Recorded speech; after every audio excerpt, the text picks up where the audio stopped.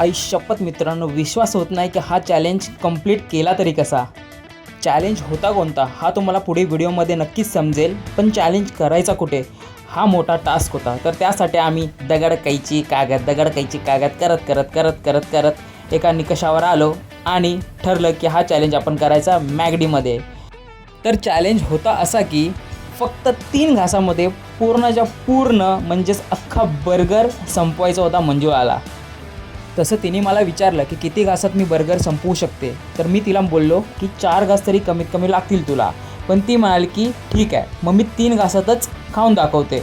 पण मला काही विश्वास नव्हता. तर इथून पुढे मित्रांनो चॅलेंजला सुरुवात झाली.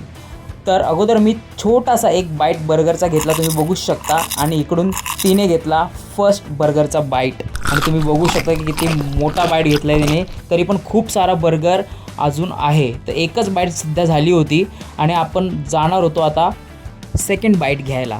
तर इथूनच पुढे सेकंड बाईटची सुरुवात होते.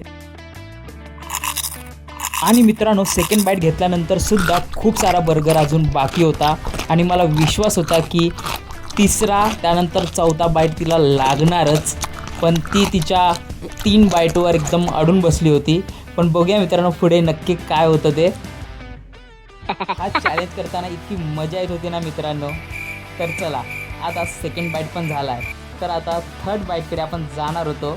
तर थर्ड बाईट घ्यायच्या अगोदर मला विश्वास होता की हा बाईट ती घेऊ शकणार नाही पूर्णच्या पूर्ण. मग तिने काय केलं की थोडासा बर्गरचा पार्ट बाजूला करून तो वर ठेवला आणि मग तिने ट्राय केला थर्ड बाईट घ्यायला. आणि मित्रांनो मी एकदम विश्वास ठेवू नको शकत की तिने तो थर्ड बाईटमध्ये पूर्णच्या पूर्ण अख्खाच्या अख्खा बर्गर संपवला आणि इकडे ती झाली होती विनर.